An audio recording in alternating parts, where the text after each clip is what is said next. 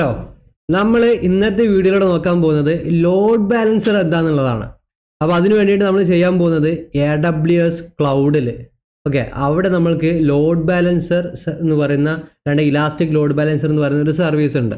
അപ്പോൾ അതൊക്കെ ഉപയോഗിച്ചിട്ട് നമുക്ക് എങ്ങനെ ലോഡ് ബാലൻസർ നമ്മുടെ മെഷീൻസിൻ്റെ സെർവറിൻ്റെ ലോഡൊക്കെ നമുക്ക് എങ്ങനെ ബാലൻസ് ചെയ്യാം, ഇതാണ് നമ്മുടെ ഈ ഒരു വീഡിയോയിലൂടെ നമ്മൾ നോക്കാൻ പോകുന്നത്.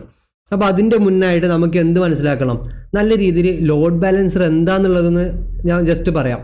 അതായത് നമ്മുടെ സെർവറിലോട്ട് വരുന്ന ഇൻകമിങ് ട്രാഫിക്കുകൾ എന്ത് ചെയ്യുക, ജസ്റ്റ് മൾട്ടിപ്പിൾ സെർവറിലോട്ട് ഡിസ്ട്രിബ്യൂട്ട് ചെയ്യുക. അതാണ് ആക്ച്വലി എന്ത് ലോഡ് ബാലൻസർ എന്ന് പറഞ്ഞു കഴിഞ്ഞാൽ. ചിലപ്പോൾ നിങ്ങൾക്ക് എന്താണ് കാര്യം എന്ന് ജസ്റ്റ് മനസ്സിലായിട്ടുണ്ടാവില്ല. നമുക്ക് എന്ത് ചെയ്യാം, കുറച്ച് കാര്യങ്ങളൊക്കെ ഒന്ന് വരച്ച് കഴിഞ്ഞാൽ കാര്യങ്ങൾ ഒന്നും കൂടി ക്ലിയർ ആയിട്ട് മനസ്സിലാവും. ഇത് നമ്മളുടെ സെർവറാണെന്ന് വിചാരിക്കാം. ഇതെൻ്റെ ഒരു സെർവറാണ്.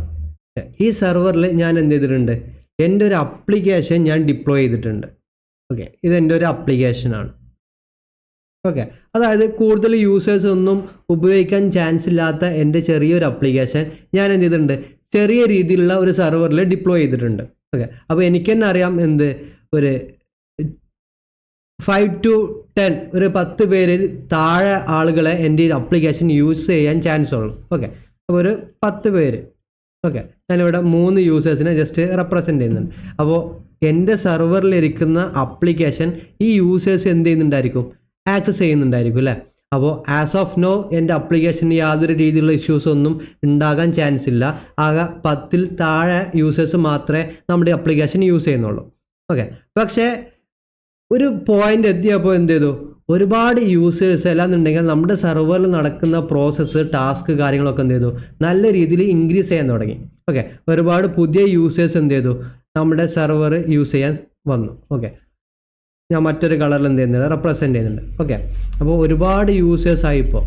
അപ്പോൾ നമ്മുടെ അപ്ലിക്കേഷൻ നല്ല രീതിയിൽ ഈ യൂസേഴ്സൊക്കെ ഉപയോഗിക്കുന്നുണ്ടായിരിക്കും അല്ലേ, അവർ ആക്സസ് ചെയ്യുന്നുണ്ടായിരിക്കും, അവരതിൽ പല ട്രാൻസാക്ഷൻസും ചെയ്യുന്നുണ്ടായിരിക്കും, പല ആക്ടിവിറ്റികൾ ചെയ്യുന്നുണ്ടായിരിക്കും. എല്ലാവരും ചെയ്യുന്നത് ഡിഫറെൻ്റ് ആക്ടിവിറ്റികളായിരിക്കും. അപ്പോൾ എൻ്റെ സെർവർ എന്താണ്, ഞാൻ ഇനീഷ്യൽ ടൈമിൽ എൻ്റെ ചെറിയൊരു അപ്ലിക്കേഷനായിരുന്നു, കുറച്ച് യൂസേഴ്സ് ഉള്ളായിരുന്നു. അപ്പോൾ അതുകൊണ്ട് തന്നെ ഞാൻ ചെറിയ രീതിയിലുള്ള ഹാർഡ്വെയറും സ്പെസിഫിക്കേഷനുകളൊക്കെ ഉള്ള ഒരു സെർവറിലാണ് എൻ്റെ അപ്ലിക്കേഷൻ ഡിപ്ലോയ് ചെയ്തത്. പക്ഷേ ഇപ്പോൾ യൂസേഴ്സിൻ്റെ കൗണ്ട് കൂടി നല്ല രീതിയിൽ ഇൻകമിങ് ട്രാഫിക്കുകൾ വരാൻ തുടങ്ങി. ഇതിനെ നമുക്ക് എന്താ പറയാം, ഇൻകമിങ് ട്രാഫിക്. Incoming traffic. അപ്പോൾ ഹൈ ട്രാഫിക്കായി എൻ്റെ സെർവറിലോട്ട് വരാൻ തുടങ്ങി. അപ്പോൾ നമ്മൾക്കറിയാം നല്ല രീതിയിൽ ട്രാഫിക് വന്നു കഴിഞ്ഞാൽ നമ്മുടെ സെർവറിൻ്റെ സ്പെക്ക് അല്ലാതെ അതിൻ്റെ ഹാർഡ്വെയർ ഒരു മിനിമൽ ഹാർഡ്വെയറൊക്കെ ആണ് എന്നുണ്ടെങ്കിൽ ഇതിലുള്ള ആക്ടിവിറ്റി നല്ല രീതിയിൽ ഇപ്പോൾ ഇൻക്രീസ് ചെയ്തു. മേ ബി നമ്മുടെ സെർവറിൻ്റെ ഹാർഡ്വെയറിന് അതിനെ കൺട്രോൾ ചെയ്യുന്നതിലും കൂടുതലായിരിക്കാം അല്ലേ. അപ്പോൾ ഇവിടെ ഓൾറെഡി എന്ത് സംഭവിക്കും, നമ്മുടെ വർക്ക് ലോഡ് അല്ലാന്നുണ്ടെങ്കിൽ ലോഡ് എന്ത് ചെയ്യും, വർക്ക് ലോഡ് നല്ല രീതിയിൽ ഇൻക്രീസ് ചെയ്തു അല്ലേ. ലോഡ് ഇൻക്രീസ് ചെയ്താൽ നമുക്കറിയാം CPU-ൻ്റെ യൂട്ടിലൈസേഷൻ അല്ലാന്നുണ്ടെങ്കിൽ മെമ്മറി കൺസ്യൂം ചെയ്യുന്നതൊക്കെ എന്ത് ചെയ്യും, എല്ലാതും ഇൻക്രീസ് ചെയ്യും. അപ്പോൾ വീണ്ടും ഇത്തരം യൂസേഴ്സ് ഇത് ആക്സസ് ചെയ്തുകൊണ്ടിരുന്നു കഴിഞ്ഞാൽ നമുക്ക് ഇവിടെ ഒരു ഇഷ്യൂ വരാനുണ്ട്. അതായത് നമ്മുടെ സെർവർ അല്ലാണ്ട് അപ്ലിക്കേഷൻ എന്ത് ചെയ്യും, ഒരു ഡൗൺ ടൈം ഫേസ് ചെയ്യും. നമ്മുടെ സെർവർ മേ ബി എന്താവാം, ക്രാഷ് ആയി പോകാം, അല്ലാതെ ഡൗൺ ആയി പോകാം. വൺസ് നമ്മളുടെ അപ്ലിക്കേഷൻ അല്ലാണ്ട് സെർവർ ഡൗൺ ആയി കഴിഞ്ഞാൽ എന്തായിരിക്കും ഇവിടെ സംഭവിക്കുക, നമ്മുടെ യൂസേഴ്സിനൊന്നും അപ്ലിക്കേഷൻ കിട്ടാതാവും അല്ല, അൺഅവൈലബിൾ ആയിരിക്കും. മേ ബി നമ്മുടെ യൂസേഴ്സൊക്കെ ഇപ്പോൾ ഒരു വെബിൽ ഈ ഒരു അപ്ലിക്കേഷൻ ആക്സസ് ചെയ്യാൻ ട്രൈ ചെയ്യുന്നുണ്ടെങ്കിൽ അവർക്ക് എന്തെങ്കിലും രീതിയിലുള്ള എറർ മെസ്സേജ് ആയിരിക്കും വരുന്നത്. ഇപ്പോൾ നമ്മൾക്കും പലപ്പോഴായിട്ട് വരാറുണ്ട് അല്ലേ, എന്തെങ്കിലും 503 അല്ലാണ്ട് 500 അല്ലാണ്ട് 500X വേറെ എന്തെങ്കിലും രീതിയിലുള്ള എറർ മെസ്സേജുകളായിരിക്കും അവർക്ക് വരിക. അപ്പോൾ ഇവിടെ എന്ത് സംഭവിച്ചു, നമ്മുടെ അപ്ലിക്കേഷൻ അവൈലബിൾ അല്ലാതായി അല്ലേ, അൺഅവൈലബിൾ ആയി. എന്തുകൊണ്ട്, നല്ല രീതിയിലുള്ള വർക്ക് ലോഡ് ഇൻക്രീസ് ചെയ്തു നമ്മുടെ സെർവറിന് ശരിക്കും താങ്ങാൻ പറ്റുന്നില്ല. അതിലും കൂടുതൽ യൂസേഴ്സ് നമ്മുടെ അപ്ലിക്കേഷനെ ആക്സസ് ചെയ്യാൻ തുടങ്ങി. പക്ഷേ അതെന്തുകൊണ്ടാണ്, ഇവിടുത്തെ മെയിൻ പുള്ളി ആരാണ്, നമ്മുടെ ലോഡാണ് അല്ലേ. ലോഡ് ഇൻക്രീസ് ചെയ്തുകൊണ്ടാണ് ഇപ്പോൾ ഈ ഇഷ്യൂസും കാര്യങ്ങളൊക്കെ ഉണ്ടായത്. അപ്പോൾ നമുക്ക് എന്ത് ചെയ്യണം, ഈ ലോഡ് ഒന്ന് ബാലൻസ് ചെയ്താലോ. അതായത് ഇവിടെ ലോഡ് ബാലൻസർ ഈ ഒരു ടേം പോലെ തന്നെ നമുക്ക് എന്ത് ചെയ്യണം, ലോഡ് ബാലൻസ് ചെയ്യണം. ഓക്കെ. ഇപ്പോൾ എൻ്റെ കയ്യിൽ ഒരുപാട് എന്താണ് എക്യുപ്മെൻറ്റ്സോ അല്ലാണ്ട് എന്തെങ്കിലും സാധനങ്ങൾ ഒരുപാടുണ്ട്, നല്ല ഹെവി വെയിറ്റ് ആണ്. ഓക്കെ. അപ്പോൾ ഇത് ഞാൻ എങ്ങനെയാണ് ബാലൻസ് ചെയ്യുക? എൻ്റെ കൂടെ വേറൊരു ഫ്രണ്ടും കൂടെ ഉണ്ട്, അല്ലാണ്ട് മറ്റൊരാളും കൂടെ ഉണ്ടെങ്കിൽ ഞാൻ കുറച്ച് കാര്യങ്ങൾ അവൻ്റെ കയ്യിൽ കൊടുക്കും അല്ലേ. അപ്പോൾ എന്തായി, എനിക്ക് മുന്നുണ്ടായിരുന്ന അത്രയും ലോഡ് എൻ്റെ അടുത്ത് ഉണ്ടാവില്ല, കുറച്ച് അവനും എന്ത് ചെയ്തു, ഷെയർ ചെയ്തു. ഇതുപോലെ നമുക്ക് എന്ത് ചെയ്യാൻ പറ്റും, നമ്മുടെ സെർവറിലോട്ട് അല്ലാണ്ട് നമ്മുടെ മെഷീനിലോട്ട് വരുന്ന ലോഡിനെ ബാലൻസ് ചെയ്യാൻ കഴിയും. ഓക്കെ. അപ്പോൾ നിങ്ങൾ എന്ത് ചെയ്യുക, ഇതും കൂടെ ചിന്തിക്കുക. ഇപ്പോൾ ഇവിടെ ഒരു സെർവറല്ല, 2 സെർവർ ഉണ്ട്. ഓക്കെ, 2 സെർവർ ഉണ്ട് എൻ്റെ അടുത്ത്. എൻ്റെ സെയിം ആപ്ലിക്കേഷൻ തന്നെയാണ് ഈ സെർവറിലും ഇരിക്കുന്നത്. ഓക്കെ, കളർ ഒന്ന് ജസ്റ്റ് ചേഞ്ച് ചെയ്യാം.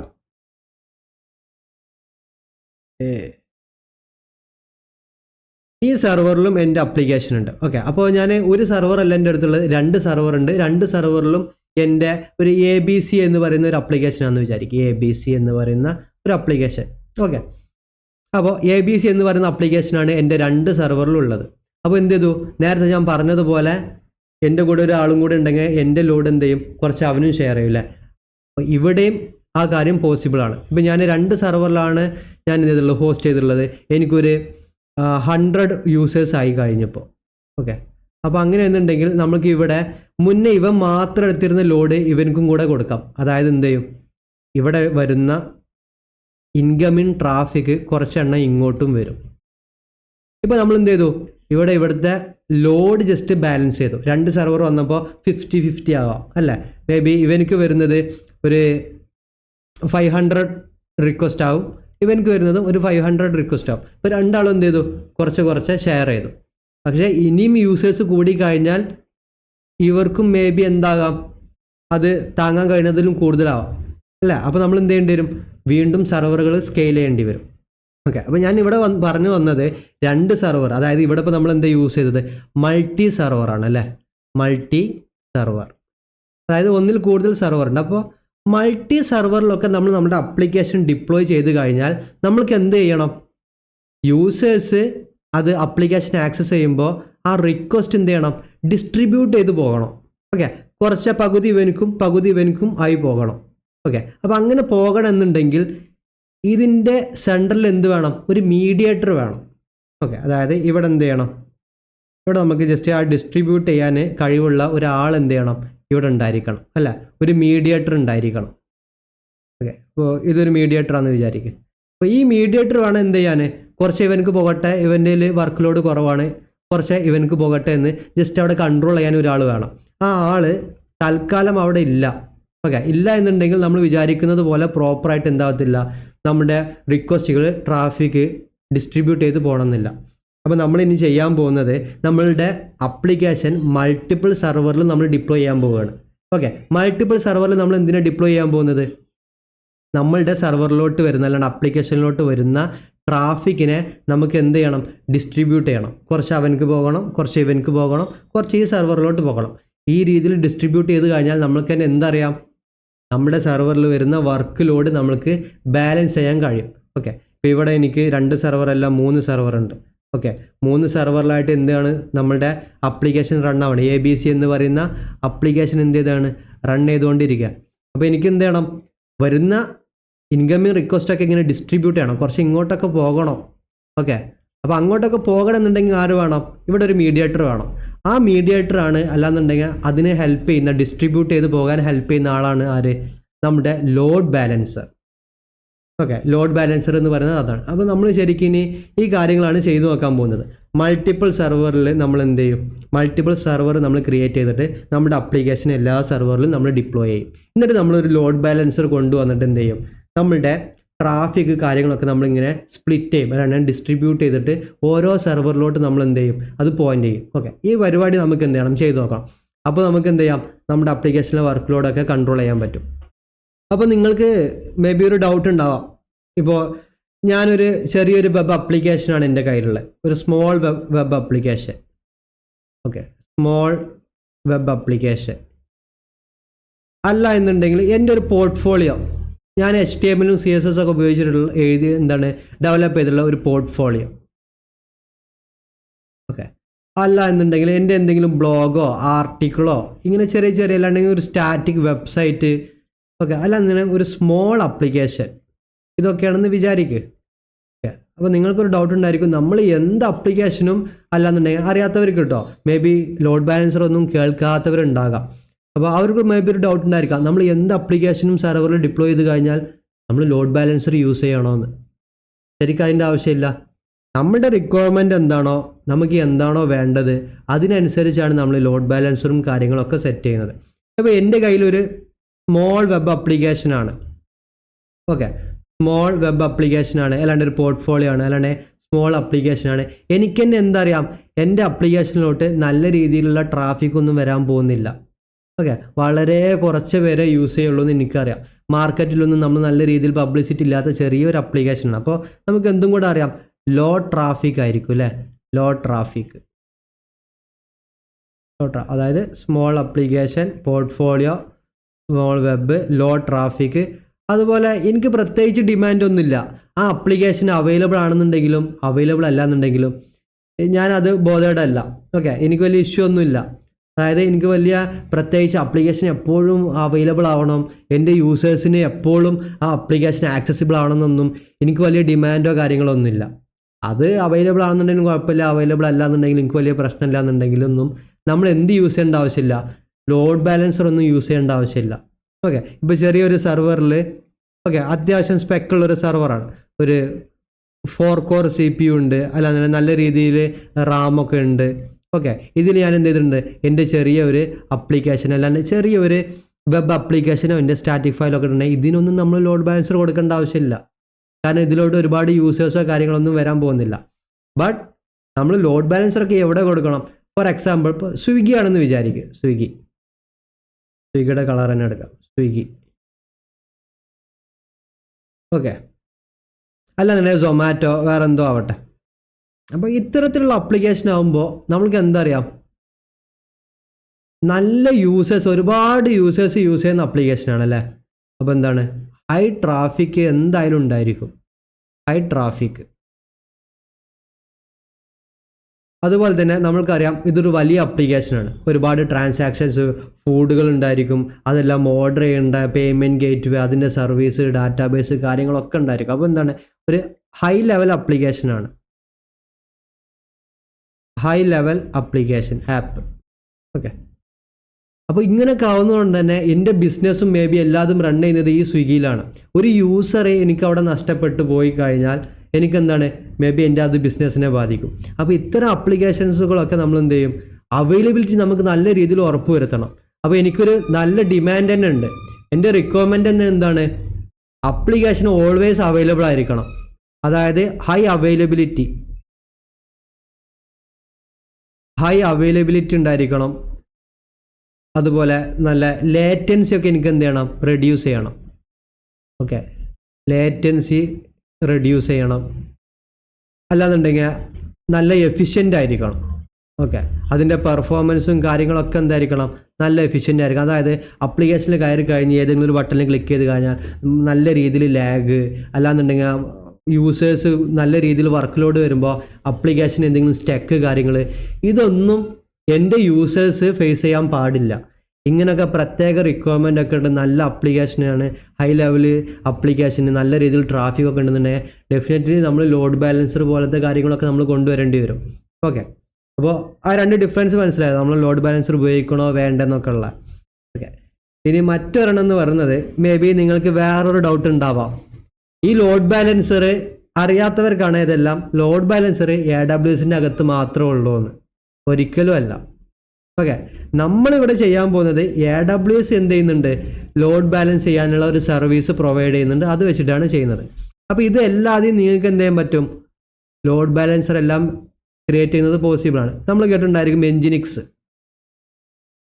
ഓക്കെ, എൻജിനിക്സ് ബേസിക്കലി എന്താണ്, ഒരു വെബ് സെർവറാണ് അല്ലേ. അതായത് അപ്പാച്ചെ HTTPD എന്നൊക്കെ പറയുന്ന പോലെ ഒരു വെബ് സെർവറാണ്. ബട്ട് എൻജിനിക്സിന് എന്തിനും കൂടെയുള്ള കഴിവുണ്ട്, നമ്മൾക്കറിയാം അതൊരു പ്രോക്സി സെർവറായിട്ടൊക്കെ ആക്ട് ചെയ്യും, പ്രോക്സി സെർവർ. ഓക്കെ, അതുപോലെ തന്നെ ലോഡ് ബാലൻസിങ്ങിനും കാര്യങ്ങൾക്കൊക്കെ നമ്മൾ എന്ത് യൂസ് ചെയ്യാറുണ്ട്, ലോഡ് ബാലൻസിങ്. എൻജിനിക്സ് ലോഡും കാര്യങ്ങളൊക്കെ ബാലൻസ് ചെയ്യുന്ന ഒരു സർവീസും കൂടെയാണ്. ഓക്കെ, അപ്പോൾ എൻജിനിക്സ് ഒക്കെ ഉപയോഗിച്ചിട്ട് നമുക്ക് എന്ത് ചെയ്യാൻ പറ്റും, ക്ലൗഡിലുള്ള ലോഡ് ബാലൻസർ തന്നെ എടുക്കണം എന്നൊന്നുമില്ല. ഓക്കെ, ഇനി അതല്ലാന്നുണ്ടെങ്കിൽ HA പ്രോക്സി.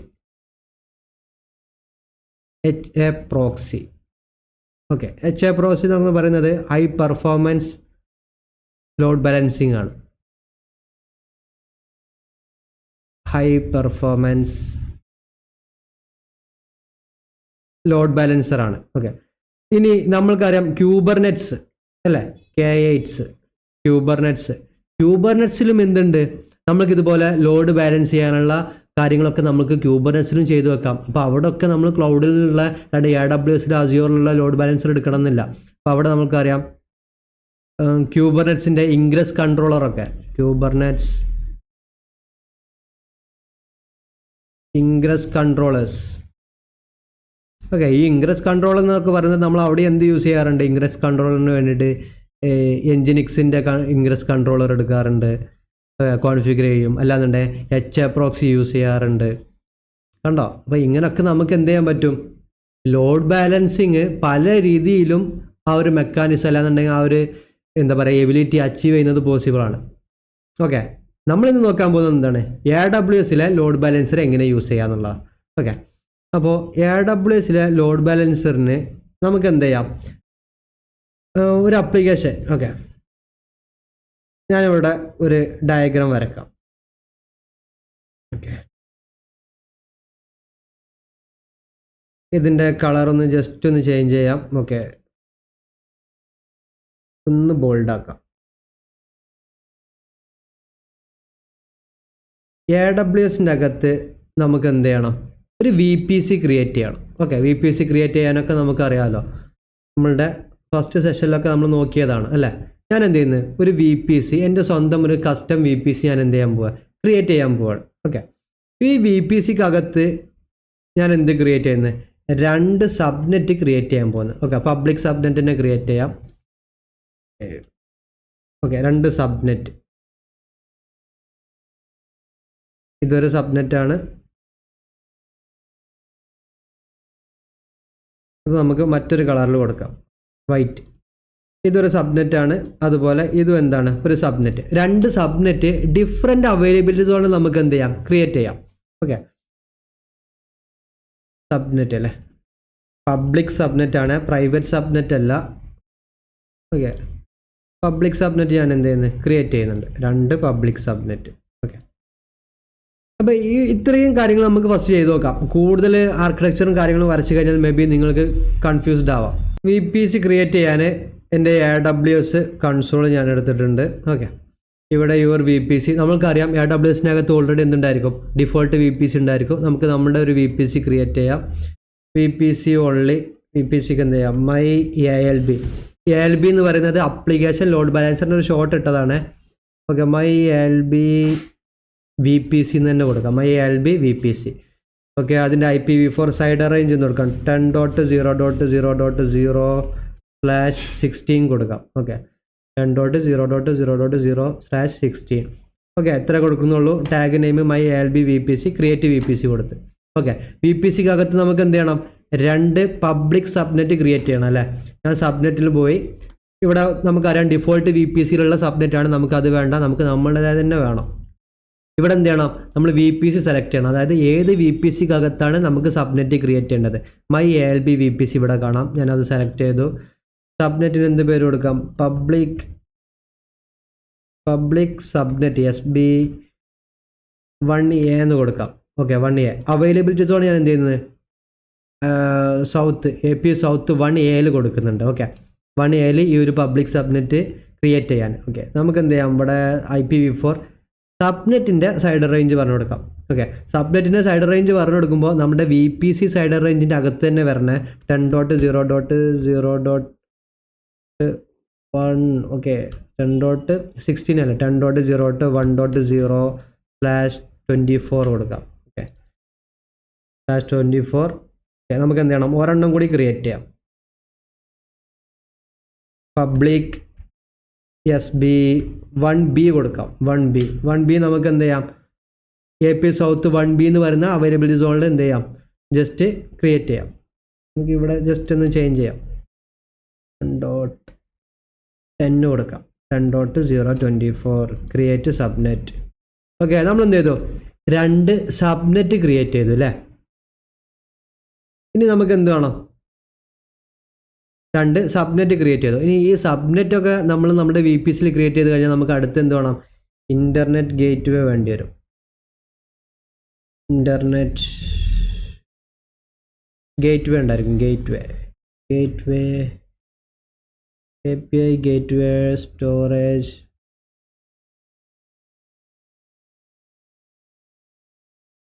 NAT ഗേറ്റ് വേ ഉണ്ടാവും. ഇൻ്റർനെറ്റ് എന്ന് അടിച്ച് നോക്കാം. ഇൻ്റർനെറ്റ് അവിടെ ഉണ്ടായിരുന്നു കേട്ടോ. Internet okay. ഇൻ്റർനെറ്റ് ഗേറ്റ് വേ എന്ത് ചെയ്യണം? അറ്റാച്ച് ചെയ്യണം അല്ലേ? ഒരു ഇൻ്റർനെറ്റ് ഗേറ്റ് വേ ക്രിയേറ്റ് ചെയ്യണം. ഇൻ്റർനെറ്റ് ഗേറ്റ് വേ എന്തിനാണ്? നമ്മുടെ VPCയുടെ അകത്തോട്ട് ഇൻ്റർനെറ്റ് കാര്യങ്ങളൊക്കെ നമുക്ക് എന്ത് ചെയ്യണം? കൊണ്ടുവരണം അല്ലേ? അപ്പോൾ അതിന് വേണ്ടിയിട്ട് ഇൻ്റർനെറ്റ് ഗേറ്റ് വേസ് ഇത് നമ്മളുടെ ഇതിൽ ഡിഫോൾട്ടാണ്. അത് നമുക്ക് വേണ്ട. പുതിയൊരു ഗേറ്റ് വേ ക്രിയേറ്റ് ചെയ്യണം. ഇവിടെ my internet gate way IGW my internet gate way ALB എന്ന് കൊടുക്കാം. My internet gate way ALB. Okay, just ഒരു പേര് കൊടുക്കുന്നുള്ളൂ. നമുക്ക് തിരിച്ചറിയാൻ ക്രിയേറ്റ് ഇൻ്റർനെറ്റ് ഗേറ്റ് വേ കൊടുത്തു. ക്രിയേറ്റ് ആയില്ലേ? നമുക്ക് ഇൻ്റർനെറ്റ് ഗേറ്റ് വേയിൽ വന്നു കഴിഞ്ഞാൽ കണ്ടോ, ഇതാണ് നമ്മളിപ്പോൾ ക്രിയേറ്റ് ചെയ്ത ഗേറ്റ് വേ. അപ്പോൾ നമ്മൾ എന്ത് ചെയ്തു? ഒരു ഗേറ്റ് വേ ക്രിയേറ്റ് ചെയ്തു. പക്ഷേ അത് എന്ത് ചെയ്യണം? അത് നമുക്ക് നമ്മുടെ VPCയുമായിട്ട് അസോസിയേറ്റ് ചെയ്യണം. ഓക്കെ, കണ്ടോ, ഇത് ഡിറ്റാച്ച്ഡ് ആണ്. നമുക്ക് എന്ത് ചെയ്യണം? അത് അറ്റാച്ച് ചെയ്യണം. ആക്ഷനിൽ വന്നു കഴിഞ്ഞാൽ അറ്റാച്ച് ടു VPC കാണാം. ഇവിടെ എന്ത് ചെയ്യാം? നമുക്ക് നമ്മളുടെ VPC ഡ്രോപ്പ് ഡൗണിൽ വരും. ജസ്റ്റ് സെലക്ട് ചെയ്യുക, അറ്റാച്ച് ഇൻ്റർനെറ്റ് ഗേറ്റ് വേ. ഓക്കെ, ഇപ്പോൾ നമ്മൾ എന്ത് ചെയ്തു? അറ്റാച്ച് ചെയ്തു. നമ്മളുടെ സബ്നെറ്റിൽ വന്നു കഴിഞ്ഞാൽ സബ്നെറ്റ് 2 സബ്നെറ്റ് കാണാം. Public SB1A public SB1B internet gate വേയിൽ വന്നു കഴിഞ്ഞാൽ ഇൻ്റർനെറ്റ് ഗേറ്റ് വേയും കാണാം. ഓക്കെ, നമുക്കിനി എന്ത് ചെയ്യണം? ഇപ്പോൾ ഇൻ്റർനെറ്റൊക്കെ നമ്മളുടെ VPCയിലോട്ട് കൊണ്ടുവന്നു. ഓക്കെ, ഇനി അത് റൗട്ട് ചെയ്യണം. ഓക്കെ, ഇപ്പോൾ ജസ്റ്റ് ചെറിയ രീതിയിലൊന്ന് വരച്ച് കഴിഞ്ഞാൽ ഇൻ്റർനെറ്റ് ഇങ്ങനെ ഇതുവരെ വന്നു. ഇനി ഇത് എങ്ങോട്ട് പോകണം, ഏത് സബ്നെറ്റിക്ക് പോകണം എന്നൊന്നും നമ്മൾ പറഞ്ഞു കൊടുത്തിട്ടില്ല അല്ലേ? അപ്പോൾ അതിനെന്ത് ചെയ്യണം? നമുക്കൊരു റൗട്ടർ വേണം. ഓക്കെ, റൗട്ട് ടേബിളിൽ ഇത് വേണ്ട. ഇത് ഡിഫോൾട്ട് VPCയുടെ റൗട്ടറാണ്. Create route. Okay, my RTALB എന്ന് കൊടുക്കാം. മൈ RTALB VPC സെലക്ട് ചെയ്യാം. My ALB VPC. Okay, create route table കൊടുത്തു. ഓക്കെ, റൗട്ട് ടേബിൾ വന്നു കഴിഞ്ഞാൽ ഇപ്പോൾ നമ്മൾ എന്ത് ചെയ്തു? ഇവിടെ ഞാൻ ജസ്റ്റ് കാണിച്ചു തരാം. Raut 53 router. Okay, VPC router. നമ്മൾ എന്ത് ചെയ്തു? ജസ്റ്റ് റൗട്ടർ അവിടെ കോൺഫിഗർ ചെയ്തു അല്ലേ? അപ്പോൾ ഇപ്പോഴും എന്താ സംഭവിച്ചിട്ടുള്ളൂ? നമ്മളുടെ ഇൻ്റർനെറ്റ് ഇതിലൂടെ വന്ന് റൗട്ടറിലെത്തി. ഇനി റൗട്ടറിന്ന് എന്ത് ചെയ്യണം? ആ വന്ന ഇൻ്റർനെറ്റ് നമ്മുടെ സബ്നെറ്റുകളിലോട്ട് നമുക്ക് എന്ത് ചെയ്യണം? റൗട്ട് ചെയ്ത് വിടണം അല്ലേ? ഇതൊക്കെ നമ്മുടെ VPCയുടെ സെഷനിൽ നമ്മൾ നല്ല രീതിയിൽ ഡിസ്കസ് ചെയ്തതാണ്. എന്നാലും ജസ്റ്റ് കൺഫ്യൂഷൻ വരുന്നുണ്ടെങ്കിൽ പറയുകയാണ്. അപ്പോൾ അതിനെന്ത് ചെയ്യണം? നമ്മുടെ റൗട്ട് ടേബിളുമായിട്ട് നമുക്ക് നമ്മുടെ സബ്നെറ്റിനൊക്കെ അസോസിയേറ്റ് ചെയ്യണം. ജസ്റ്റ് നമുക്ക് പറഞ്ഞു കൊടുക്കണം. ഓക്കെ, അപ്പോൾ അതിന് ഇവിടെ സബ്നെറ്റ് അസോസിയേഷനിൽ വന്നു കഴിഞ്ഞാൽ edit subnet association, explicit subnet association, subnet without explicit association. Okay, ഞാൻ എന്ത് ചെയ്യുന്നത്? രണ്ടും സെലക്ട് ചെയ്യുന്നുണ്ട്. സേവ് അസോസിയേഷൻ കൊടുത്ത്. ഓക്കെ, ഇപ്പോൾ നമ്മൾ എന്ത് ചെയ്തു? നമ്മളുടെ സബ്നെറ്റിൽ നമ്മുടെ റൗട്ട് ടേബിളിൽ 2 സബ്നെറ്റ് നമ്മൾ എന്ത് ചെയ്തു? അസോസിയേറ്റ് ചെയ്തു. ഓക്കെ, ഇനി നമ്മൾ എന്ത് ചെയ്യണം? റൗട്ട് ടേബിളിനോട് എന്ത് പറയണം? നമ്മുടെ റൗട്ട് ഇൻ്റർനെറ്റ് വരുന്നത് ഇവിടെ നിന്നാണെന്ന് പറയണം. നമ്മുടെ ഗേറ്റ് വേയും കൂടി പുള്ളിനോട് പറഞ്ഞു കൊടുക്കണം. ഓക്കെ, അതിന് റൗട്ടിൽ വന്നു കഴിഞ്ഞാൽ എഡിറ്റ് റൗട്ട്. ഓക്കെ, എഡിറ്റ് റൗട്ടിൽ ഞാൻ എന്ത് ചെയ്യുന്നത്? ആഡ് റൗട്ട് കൊടുക്കുന്നുണ്ട്. ഓക്കെ, ഇവിടെ നമുക്ക് ഇൻ്റർനെറ്റ് 0.0.0 ടാർഗറ്റ് നമുക്ക് എന്താണ്? ഇൻ്റർനെറ്റ് ഗേറ്റ് വേ ആണല്ലേ? ഇൻ്റർനെറ്റ് ഗേറ്റ് വേ. അപ്പോൾ ഇവിടെ ഡ്രോപ്പ് ഡൗണിൽ എന്ത് കാണും? നമ്മുടെ my internet gate way ALB കാണും. ഞാൻ അതും പറഞ്ഞു കൊടുത്തു. സേവ് ചേഞ്ചസ് കൊടുത്തു. ഓക്കെ, ഇൻ്റർനെറ്റ് ഗേറ്റ് വേ ക്രിയേറ്റ് ചെയ്തു. റൗട്ട് ടേബിൾ അസോസിയേറ്റ് ചെയ്തു. റൗട്ട് ക്രിയേറ്റ് ചെയ്തു. ഓക്കെ, ഇപ്പോൾ എന്തായി? നമ്മുടെ റൗട്ട് ടേബിളിൽ എന്ത് മനസ്സിലായി? ഇൻ്റർനെറ്റ് വരുന്നത് ഇവിടെ നിന്നാണ്. ഇങ്ങോട്ടും ഇങ്ങോട്ടൊക്കെ പോകണമെന്ന് പുള്ളിക്ക് മനസ്സിലായി. അതൊക്കെ അങ്ങോട്ട് കളയാം.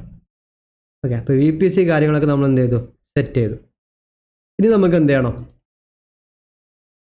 നമ്മളുടെ 2 സബ്നെറ്റിലും നമ്മൾക്ക് ഓരോ EC2 ലോഞ്ച് ചെയ്യണം. ഓക്കെ, എന്തിനാണ് EC2 ലോഞ്ച് ചെയ്യണത്? നമ്മുടെ അപ്ലിക്കേഷൻ ഡിപ്ലോയ് ചെയ്യാൻ അല്ലേ. നമ്മൾ എന്ത് പറഞ്ഞു, മൾട്ടിപ്പിൾ സെർവറിൽ നമ്മുടെ അപ്ലിക്കേഷൻ ഡിപ്ലോയ് ചെയ്തിട്ട് നമുക്ക് ലോഡ് ബാലൻസറിലൂടെ എന്ത് ചെയ്യണം, ഇങ്ങനെ ഡിസ്ട്രിബ്യൂട്ട് ചെയ്തിട്ട് ട്രാഫിക് ഒക്കെ വിടണം അല്ലേ. അപ്പോൾ അതിന് നമുക്ക് എന്ത് വേണം, 2 സബ്നെറ്റിലും ഓരോ EC2 മെഷീൻ സെർവർ നമുക്ക് എന്ത് ചെയ്യണം, ലോഞ്ച് ചെയ്യണം. EC2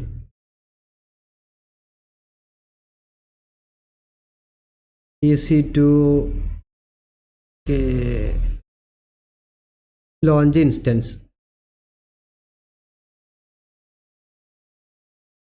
ഇൻസ്റ്റൻസിൽ വന്നു കഴിഞ്ഞാൽ സഫ്നോത് സ്റ്റോപ്പ് ആയ മെഷീനാണ്. ഞാൻ പുതിയൊരു മെഷീൻ ലോഞ്ച് ചെയ്യുന്നുണ്ട്. നമുക്ക് എന്ത് ചെയ്യാം,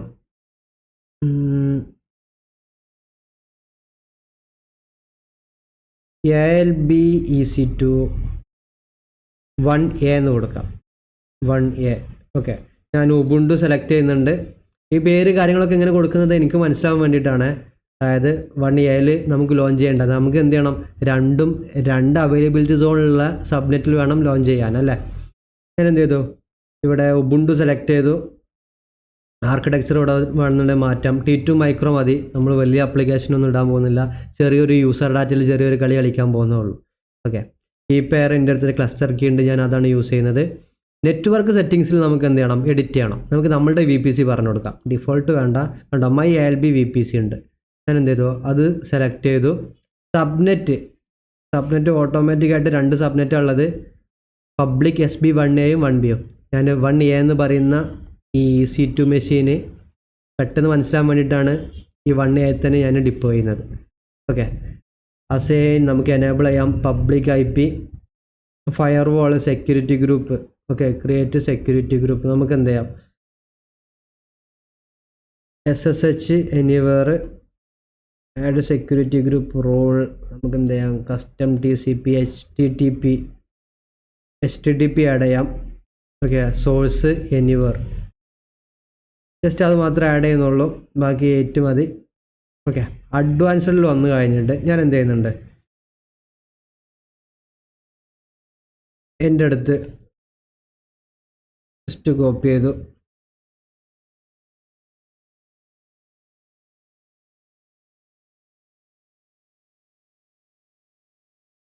എൻ്റെ അടുത്തൊരു യൂസർ ഡാറ്റ ഉണ്ട്. ഓക്കെ, യൂസർ ഡാറ്റയിൽ ഞാൻ എന്ത് ചെയ്യുന്നുണ്ട്, ആ ഒരു സ്ക്രിപ്റ്റ് ജസ്റ്റ് ഇടുന്നുണ്ട്. കാര്യമായിട്ടൊന്നുമില്ല, സാധാ നമ്മളുടെ ബാഷ് സ്ക്രിപ്റ്റ് തന്നെയാണ്. ജസ്റ്റ് സുഡോ അപ്ഡേറ്റ് അടിക്കുന്നുണ്ട്. അത് കഴിഞ്ഞിട്ട് അപ്പാച്ചി ഇൻസ്റ്റാൾ ചെയ്യുന്നുണ്ട്. അത് കഴിഞ്ഞിട്ട് ഞാൻ എന്ത് ചെയ്യുന്നുണ്ട്, നമ്മളുടെ ഈ ഒരു സെർവറിൻ്റെ ഹോസ്റ്റ് നെയിമും IP അഡ്രസ്സ്, പ്രൈവറ്റ് IP അഡ്രസ്സൊക്കെ നമ്മൾക്ക് ഈ ഒരു അപ്പാച്ചയുടെ എന്താ പറയുക, വാറിൽ ഡോക്യുമെൻറ്റ് റൂട്ട് കണ്ടോ, ഡോക്യുമെൻറ്റ് റൂട്ടിൽ ഞാൻ എന്ത് കൊണ്ടിടുന്നുണ്ട്. അത് കഴിഞ്ഞിട്ട് അപ്പാച്ച റീസ്റ്റാർട്ട് ചെയ്യുന്നത് ഏറ്റവും സിമ്പിളായിട്ടുള്ളൊരു കാര്യമാണ്. ലോഞ്ച് ഇൻസ്റ്റൻസ് കൊടുത്ത്. ഓക്കെ, അപ്പോൾ നമ്മൾ എന്ത് ചെയ്തു, ഒരു ഇൻസ്റ്റൻസ് ക്രിയേറ്റ് ചെയ്തു അല്ലേ. അതായത് ഇവിടെ ഇരിക്കുന്ന 1A ഈ സബ്നെറ്റിലെ ഒരു ഇൻസ്റ്റൻസ് നമ്മൾ എന്ത് ചെയ്തു, ക്രിയേറ്റ് ചെയ്തു അല്ലേ. ഇവിടെ കാണാം, പെൻഡിങ് ആണ്, അതിൻ്റെ ക്രിയേഷൻ നടന്നുകൊണ്ട് കണ്ട. ALB EC2 1A ഒരു EC2 മെഷീൻ എന്ത് ചെയ്തു, ക്രിയേറ്റ് ചെയ്തു. അതിൻ്റെ IP എടുത്ത് നമുക്ക് എന്ത് ചെയ്യാം, ജസ്റ്റ് ഒന്ന് വെരിഫൈ ചെയ്ത് നോക്കാം. Instance summary public IPv4 pending ആണ്, റണ്ണിങ് സ്റ്റേറ്റിലോട്ട് വരുന്നതേ ഉള്ളൂ. ഓക്കെ, റണ്ണിങ് ഇനീഷ്യലൈസിങ് ആണ്, എന്നാലും നമുക്ക് എന്ത് ചെയ്യാം, ജസ്റ്റ് ഒന്ന് ചെക്ക് ചെയ്ത് നോക്കാം.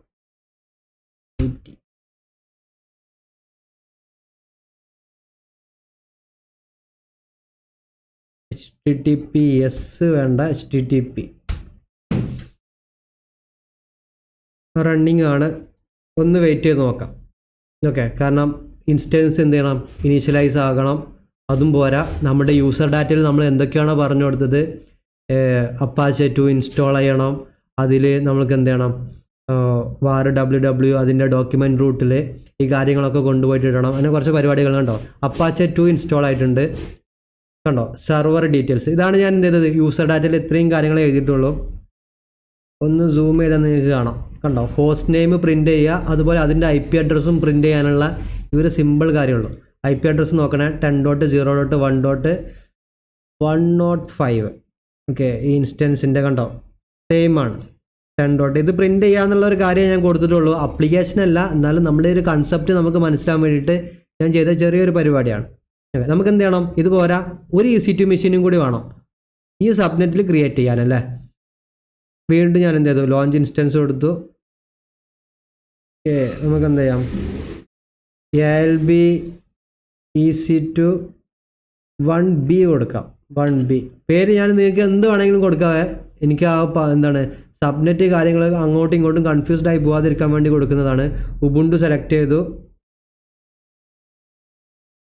ഓക്കെ, D2 മൈക്രോ തന്നെ മതി. കീപെയർ ഞാൻ ഇതൊന്നും കൊടുക്കുന്നത് നമ്മളുടെ നെറ്റ്വർക്കിൽ നമ്മളുടെ VPC പറഞ്ഞു കൊടുക്കണം.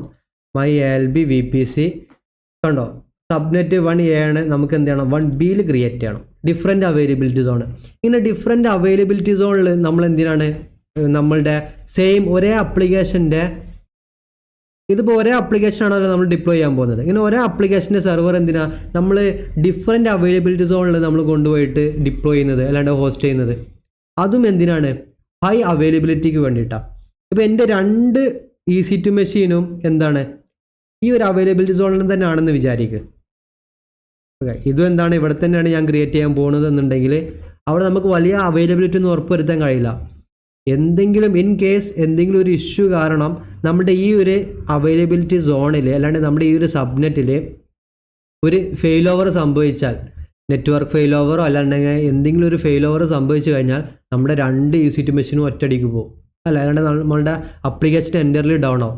അപ്പോൾ അതുകൊണ്ട് രണ്ടും ഡിഫറെൻറ്റ് അവൈലബിലിറ്റി സോണിലും ഡിഫറെൻറ്റ് സബ്നെറ്റിലൊക്കെ ആകുമ്പോൾ ഇതിനെന്തെങ്കിലും ഇഷ്യൂ വന്നു കഴിഞ്ഞാലും ഇവിടെ ഒരാൾ ബാക്കപ്പ് ആയിട്ടുണ്ട്. ഓക്കെ, അപ്പോൾ ആ ഒരു അവൈലബിലിറ്റിക്കൊക്കെ വേണ്ടിയിട്ടാണ് നമ്മൾ ഡിഫറെൻറ്റ് അവൈലബിലിറ്റി സോണിലൊക്കെ നമ്മൾ എന്ത് ചെയ്യുന്നത്, ഇതുപോലെ ലോഞ്ച് ചെയ്യുന്നത് EC2 മെഷീനൊക്കെ. ഓക്കെ, ഇവിടെ SSH സെക്യൂരിറ്റി റൂൾ ആഡ് ചെയ്യാം. HTTP മസ്റ്റാണ്, കാരണം നമ്മളുടെ ആപ്ലിക്കേഷൻ നമുക്ക് വെബിൽ അപ്പാച്ചെ 2 ആക്സസ് ചെയ്യണമെന്നുണ്ടെങ്കിൽ നമ്മളിപ്പോൾ ആക്സസ് ചെയ്യുന്നത് 80 പോർട്ടിലൂടെയാണ്. അപ്പോൾ അതുകൊണ്ടാണ് ഞാനത് ഓപ്പൺ ആക്കുന്നത്. നമ്മളുടെ യൂസർ ഡാറ്റയിൽ സെയിം മുന്നേ ഞാനിട്ട സെയിം കാര്യം തന്നെയാണ് ഞാൻ എന്ത് ചെയ്യാൻ പോകുന്നത്, ഇവിടെയും ഞാൻ കൊടുക്കുന്നത്. ഓക്കെ, ലോഞ്ച് ഇൻസ്റ്റൻസസിൽ വന്നു കഴിഞ്ഞാൽ കണ്ടോ പെൻഡിങ് നമ്മുടെ മെഷീൻ വരുന്നുണ്ട്, റണ്ണിങ് ആയി. റണ്ണിങ് ജസ്റ്റ് ഒന്ന് ഫിൽട്ടർ ചെയ്യാം. ഓക്കെ, 2 മെഷീനും എന്തായിട്ടുണ്ട്, റണ്ണിങ് ആയിട്ടുണ്ടല്ലേ. ഇത് ALB EC2 1B നമ്മളിപ്പോൾ പുതിയതായിട്ട് ക്രിയേറ്റ് ചെയ്തത്, ഇത് 1A. നമുക്ക് 1Bയുടെ IP എന്ത് ചെയ്യാം, ജസ്റ്റ് എടുക്കാം. ഇത് നോക്കണേ, എൻഡ് ചെയ്യുന്നത് 65 ആണ്. ഓക്കെ, ഇതെന്ത് ചെയ്യാം, ജസ്റ്റ് ഒന്ന് റൺ ചെയ്ത് നോക്കാം. മേ ബി ഇതും HTTPS വിളിച്ചോ, HTTPS വിളിക്കേണ്ട ആവശ്യമില്ല. HTTP നമ്മൾ 80 പോർട്ടാണ്. കണ്ടോ, രണ്ടും എന്തായിട്ടുണ്ട്, 2 മെഷീനും. അതായത് നമ്മുടെ ആപ്ലിക്കേഷനാണ്, രണ്ടിലും ഡിഫറൻസ് മനസ്സിലാക്കിയ സർവർ ഡീറ്റെയിൽസ് തന്നെയാണ്, രണ്ടും എന്താണ് ഡിഫറെൻ്റ് ആണ്. കണ്ടോ, ഇത് 65 ആണ് IP വരുന്നത്, എൻഡ് ചെയ്യുന്നത്. ഇത് 105 ആണ്. നമ്മുടെ 2 മെഷീന് 2 അവൈലബിലിറ്റി സോണുള്ള. ഓക്കെ, ഇതിൽ വലിയ പുതുമൊന്നുമില്ല. ഇത് നമ്മൾ നോർമലി ചെയ്യുന്നത് പോലെ തന്നെ EC2 മെഷീൻ്റെ കാര്യങ്ങളൊക്കെയാണ്. ഇനി നെക്സ്റ്റാണ് നമ്മൾ എന്ത് ചെയ്യാൻ പോകുന്നത്, ലോഡ് ബാലൻസർ കാര്യങ്ങളൊക്കെ കൊണ്ടുവരാൻ പോകുന്നത്. ഓക്കെ, അപ്പോൾ ലോഡ് ബാലൻസറിൻ്റെ മുന്നേ നമുക്ക് എന്ത് ചെയ്യണം, ടാർഗറ്റ് ഗ്രൂപ്പ് ക്രിയേറ്റ് ചെയ്യണം. ഓക്കെ, അതായത് ഇപ്പോൾ നമ്മൾ ഓട്ടോ സ്കെയിലിംഗ് ഗ്രൂപ്പിനൊക്കെ നമ്മൾ എന്ത് ചെയ്തിരുന്നത്, ലോഞ്ച് ടെംപ്ലേറ്റ് കാര്യങ്ങളൊക്കെ ക്രിയേറ്റ് ചെയ്തതുപോലെ തന്നെ നമ്മളുടെ ലോഡ് ബാലൻസറിന് ആവശ്യമായിട്ടുള്ള മറ്റൊരു കാര്യം എന്താണ്, ടാർഗറ്റ് ഗ്രൂപ്പാണ്. അതായത് ഏതൊക്കെയാണോ നമ്മളുടെ മെഷീന്, ആ മെഷീനൊക്കെ നമുക്ക് എന്ത് ചെയ്യണം, ലോജിക്ക് ഒരു വിർച്വലി ഒരു ഗ്രൂപ്പിംഗ് കൺസെപ്റ്റാണ്. നമുക്ക് എന്ത് ചെയ്യണം, അവരൊന്ന് പിടിച്ച് ഒരു ഗ്രൂപ്പ് ചെയ്യണം. ഇപ്പോൾ നമ്മൾക്ക് വേണ്ടത് ഈ 2 മെഷീനാണ് അല്ലേ, ഈ 2 മെഷീനിലോട്ടാണ്, ഈ 2 മെഷീനാണ് നമ്മുടെ ലോഡ് ബാലൻസറിൻ്റെ അണ്ടറിൽ വരേണ്ടത്. ഞാൻ ജസ്റ്റ് വരക്കാം. ഓക്കെ, നമുക്ക് എന്ത് ചെയ്യണം, ഇവരെ ജസ്റ്റ് കളറും ചേഞ്ച് ചെയ്യാം. ഇവരെ ജസ്റ്റ് നമുക്ക് എന്ത് ചെയ്യണം, ഒരു ഗ്രൂപ്പ് ചെയ്യണം. ഓക്കെ, ലോഡ് ബാലൻസറിൻ്റെ അണ്ടറിൽ ആരൊക്കെ വരണോ അവരെ നമുക്ക് എന്ത് ചെയ്യാം, ജസ്റ്റ് ഇങ്ങനെ ഒരു ഗ്രൂപ്പ് ചെയ്യാം. ഓക്കെ, ഈ ഗ്രൂപ്പിനാണ് നമ്മൾ എന്ത് പറഞ്ഞത്, ടാർഗറ്റ് ഗ്രൂപ്പ് എന്ന് പറയുന്നത്. ഓക്കെ, അതായത് നമ്മൾ ടാർഗറ്റ് ചെയ്യുന്ന ആളുകൾ ആരാണോ അവരെ പിടിച്ച് ഗ്രൂപ്പ് ചെയ്യുക, അത്രേ ഉള്ളൂ. ഓക്കെ, നമുക്കിപ്പോൾ ഇവിടെ 2 EC2 മെഷീനാണ്, ഇവരെ 2 നമുക്ക് എന്ത് ചെയ്യണം, ഗ്രൂപ്പ് ചെയ്യണം, അത്ര ചിന്തിച്ചാൽ മതി. ഓക്കെ, അപ്പോൾ അതിന് വേണ്ടിയിട്ട് നമ്മുടെ EC2ൻ്റെ ഡാഷ്ബോർഡിൽ വന്നു കഴിഞ്ഞാൽ ലെഫ്റ്റ് സൈഡിൽ എന്തുണ്ടായിരിക്കും, ലോഡ് ബാലൻസിങ്ങിൻ്റെ താഴെ ടാർഗറ്റ് ഗ്രൂപ്പ്സ് ഉണ്ടായിരിക്കും. ടാർഗറ്റ് ഗ്രൂപ്പ്സിൽ ഇപ്പോൾ ഒരു ടാർഗറ്റ് ഗ്രൂപ്പ് ഇവിടെ ഇല്ല, നമുക്ക് എന്ത് ചെയ്യാം, പുതിയൊരു ടാർഗറ്റ് ഗ്രൂപ്പ് ക്രിയേറ്റ് ചെയ്യാം. അപ്പോൾ ടാർഗറ്റ് ഗ്രൂപ്പ് എന്ന് പറഞ്ഞാൽ എന്താണ്, ജസ്റ്റ് ഗ്രൂപ്പ് ചെയ്യുക അല്ലേ. EC2 മെഷീനെ നമ്മൾ എന്ത് ചെയ്യുന്നു, ഗ്രൂപ്പ് ചെയ്യണം. അപ്പോൾ EC2 മെഷീനെ ഗ്രൂപ്പ് ചെയ്യാം, അതിൽ IP അഡ്രസ്സസിനെ ഗ്രൂപ്പ് ചെയ്യാം, നമ്മുടെ ലാംഡ ഫംഗ്ഷൻ ഇതുപോലെ ടാർഗറ്റ് ഗ്രൂപ്പിൽ ആഡ് ചെയ്യാൻ പറ്റും. അങ്ങനെ ഒരുപാട് സംഭവങ്ങളുണ്ട്. നമ്മൾക്ക് എന്താണ്, ഇൻസ്റ്റൻസസ് ആണ് ഈസി. അപ്പോൾ ഇത് സെലക്ട് ചെയ്യുക. താഴോട്ട് വന്നു കഴിഞ്ഞാൽ ടാർഗറ്റ് ഗ്രൂപ്പിന് എന്ത് ചെയ്യാം, ഒരു പേര് കൊടുക്കാം. നമുക്ക് എന്ത് ചെയ്യാം, my target group TG my target group ALB എന്ന് കൊടുക്കാം. ഓക്കെ, ടാർഗറ്റ് ഗ്രൂപ്പിൻ്റെ HTTP, അതായത് ടാർഗറ്റ് ഗ്രൂപ്പിൻ്റെ പോർട്ട്, ടാർഗറ്റ് ഗ്രൂപ്പിൽ എന്തുണ്ടായിരിക്കും, ഒരു പോർട്ട് നമ്മൾ പറഞ്ഞു കൊടുക്കണം. ഓക്കെ, ഇപ്പോൾ ആസ് ഓഫ് നോ 80 പോർട്ടാണ്. ടാർഗറ്റ് ഗ്രൂപ്പിൻ്റെ പോർട്ട് പറഞ്ഞു കൊടുക്കുമ്പോൾ ശ്രദ്ധിക്കേണ്ടത്, നമ്മുടെ അപ്ലിക്കേഷനൊക്കെ ഏത് പോർട്ടിലാണ് റൺ ചെയ്യുന്നത്. ഇപ്പോൾ നമ്മൾക്കറിയാം നമ്മുടെ അപ്പാച്ചെ 2 റൺ ചെയ്യുന്നത് 80 പോർട്ടാണ് അല്ലേ. ഇവിടെ എന്താണ്, അപ്പാച്ചയാണ്, 80 പോർട്ടാണ്. ഓക്കെ, അപ്പോൾ നമ്മൾ പറഞ്ഞു കൊടുക്കേണ്ടത് ടാർഗറ്റ് ഗ്രൂപ്പിൻ്റെ പോർട്ടും എന്തായിരിക്കണം, 80 ആയിരിക്കണം. ഓക്കെ, അപ്പോൾ അതുകൊണ്ട് എന്ത് ചെയ്ത് 80 പോർട്ട് തന്നെ, അതിൽ മാറ്റങ്ങളൊന്നുമില്ല. IP അഡ്രസ് ടൈപ്പ് എന്താണ്, IPv4 ആണ്, IPv6 കാറ്റഗറി ഒന്നുമല്ല. VPC my ALB VPC. Okay, my ALB VPC, നമ്മളുടെ VPC സെലക്ട് ചെയ്ത് പ്രോട്ടോകോൾ വെർഷൻ HTTP 1 ആണ്. ഹെൽത്ത് ചെക്ക് HTTPS വേണ്ട, HTTP ആണ്. ഇവിടെ റൂട്ടാണ് കൊടുത്തേക്കുന്നത്. ഹെൽത്ത് ചെക്ക് എന്താണെന്ന് വെച്ച് കഴിഞ്ഞാൽ, ഞാൻ ഇവിടെ ഒരു കാര്യം ഞാൻ വരക്കാം. ഇത് നമ്മുടെ ടാർഗറ്റ് ഗ്രൂപ്പാണെന്ന് വിചാരിക്കും. ഓക്കെ, ടാർഗറ്റ് ഗ്രൂപ്പിൽ ഇപ്പോൾ എന്തുണ്ട്, 2 EC2 മെഷീൻ ഉണ്ട് അല്ലേ, 2 EC2 മെഷീൻ ഉണ്ട്. Okay, 2 EC2 machine. നമ്മൾക്ക് എന്തറിയാം, നമ്മളുടെ EC2 മെഷീനിൽ എന്താണുള്ളത്, ഒരു അപ്പാച്ചയാണുള്ളത് അല്ലേ, അപ്പാച്ചയാണ് ഇവിടെ ഉള്ളത്. അതുപോലെ ഇവിടെ അപ്പാച്ചയാണ് നമ്മൾ ഇൻസ്റ്റാൾ ചെയ്തിട്ടുള്ളത്. അതിൽ നമ്മുടെ അപ്ലിക്കേഷൻ ഉണ്ടെന്ന് വിചാരിക്കും. ഓക്കെ, അപ്പാച്ച റൺ ചെയ്യുന്നത് ഇപ്പോൾ എന്താണ്, SSL ഒന്നുമില്ല, അതുകൊണ്ട് 80 പോർട്ടാണ്, 80 ആണ് പോർട്ട്. ഇവിടുത്തെ പോർട്ട് എത്രയാണ്, 80 ആണ്. ഓക്കെ, അപ്പോൾ അതുകൊണ്ട് നമ്മൾ എന്ത് ചെയ്യണം, ഇത് ടാർഗറ്റ് ഗ്രൂപ്പ് അല്ലേ, ടാർഗറ്റ് ഗ്രൂപ്പിൽ 80 പോർട്ട് എന്ത് ചെയ്യണം, അവൈലബിൾ ആയിരിക്കണം. ഓക്കെ, അതിപ്പോൾ ഓൾറെഡി നമ്മൾ എന്ത് ചെയ്തു, ഇവിടെ ആ കാര്യങ്ങളൊക്കെ നമ്മൾ സെറ്റ് ചെയ്ത് 80 പോർട്ടാന്നൊക്കെ നമ്മൾ എന്ത് ചെയ്തു, സെറ്റ് ചെയ്തിട്ടുണ്ട്. നോ ഇഷ്യൂ, അവിടെ വേറെ ഇഷ്യൂ ഒന്നുമില്ല. ഇനി അടുത്തത് ഹെൽത്ത് ചെക്കാണ്. അതായത് നമ്മുടെ ലോഡ് ബാലൻസറിൻ്റെ മറ്റൊരു പ്രത്യേകത ആണ്. ഇപ്പോൾ ലോഡ് ബാലൻസർ ഉണ്ടെന്ന് വിചാരിക്കുക. ഓക്കെ, ഇത് നമ്മുടെ ലോഡ് ബാലൻസർ. ഓക്കെ, ഇത് നമ്മളുടെ യൂസർ. ഇപ്പം നമ്മൾ പറഞ്ഞ കഥയൊക്കെ അനുസരിച്ചിട്ട് എന്ത് സംഭവിക്കണം, യൂസർ അപ്ലിക്കേഷൻ ആക്സസ് ചെയ്യാൻ ട്രൈ ചെയ്യും അല്ലേ. നമ്മുടെ അപ്ലിക്കേഷന് എന്താണ്, ഒരു abc.com എന്ന് പറയുന്ന അപ്ലിക്കേഷനാണെന്ന് വിചാരിക്കുക. ഓക്കെ, അപ്പോൾ abc.com നമ്മളുടെ യൂസർ എന്ത് ചെയ്യാണ്, ഇൻ്റർനെറ്റിലോ എവിടെയെങ്കിലും സെർച്ച് ചെയ്യാണ്. ഓക്കെ, അപ്പോൾ എന്ത് ചെയ്യും, റിക്വസ്റ്റ് ഇങ്ങനെ നമ്മുടെ ലോഡ് ബാലൻസറിൽ വരും. ഓക്കെ, ലോഡ് ബാലൻസർ എന്ത് ചെയ്യും, ആ റിക്വസ്റ്റ് ഇങ്ങനെ എങ്ങോട്ട് വിടും, ടാർഗറ്റ് ഗ്രൂപ്പിലോട്ടാണ് വിടുക. ഓക്കെ, EC2ലോട്ടല്ല, അതിനാണ് ടാർഗറ്റ് ചെയ്യുന്ന ആ ഒരു ഗ്രൂപ്പ്, ടാർഗറ്റ് ഗ്രൂപ്പിലോട്ട് വരും. ടാർഗറ്റ് ഗ്രൂപ്പിൽ നിന്ന് എന്ത് ചെയ്യും, നമ്മൾ നേരത്തെ പറഞ്ഞതുപോലെ കുറച്ച് ഇവൻക്കും ആയി പോകും. ഓക്കെ, അങ്ങനെ കുറച്ച് ഇവൻക്കും ആയി പോകണതിന് നമ്മൾ പറയുന്ന മറ്റൊരു പേരാണ് റൗണ്ട് റോബിൻ.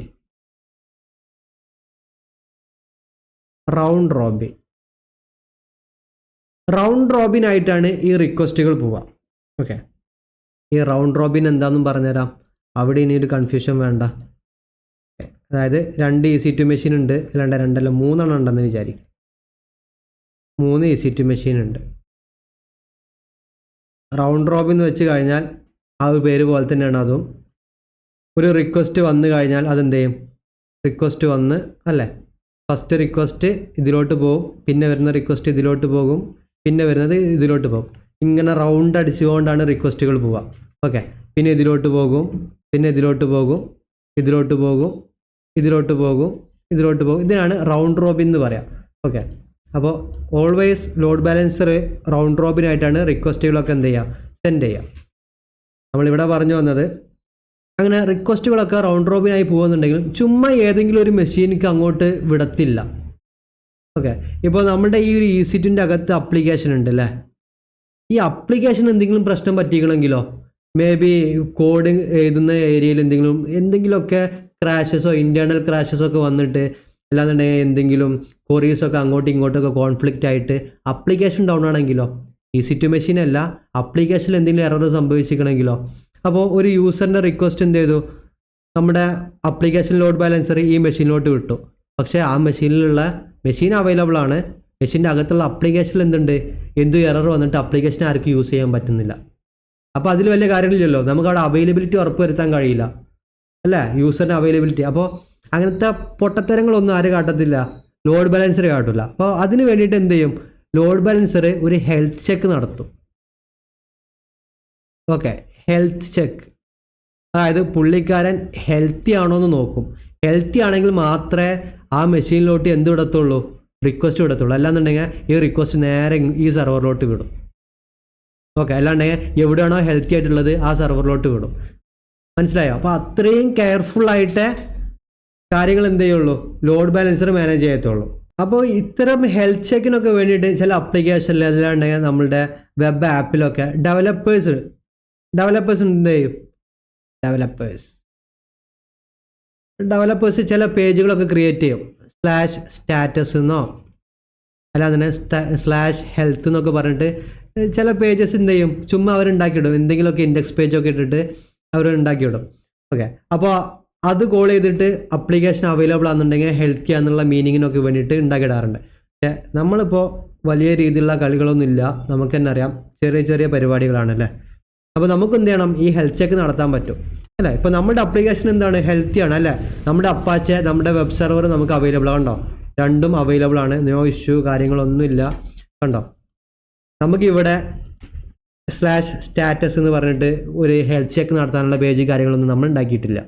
ഓക്കെ, അപ്പോൾ ഇതെന്താണ്, ഇവിടെ സ്ലാഷ് മാത്രമിട്ട് ഈ കണ്ടോ, ഈ URL സ്ലാഷ് മാത്രമിട്ട് എൻ്റർ അടിച്ച് കഴിഞ്ഞാൽ ഇത് നമ്മുടെ റൂട്ടാണ്. ഓക്കെ, അപ്പോൾ ഈ പേജ് കിട്ടുന്നുണ്ടെങ്കിൽ നമ്മുടെ അപ്ലിക്കേഷന് ഹെൽത്തി ആണ്.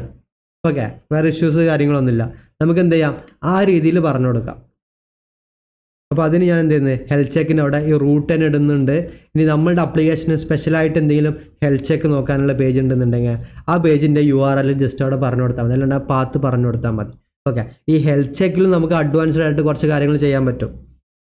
ഹെൽത്ത് ചെക്ക് പോർട്ട്, അതായത് healthy threshold, the number of consecutive health check success required before considering an unhealthy target healthy.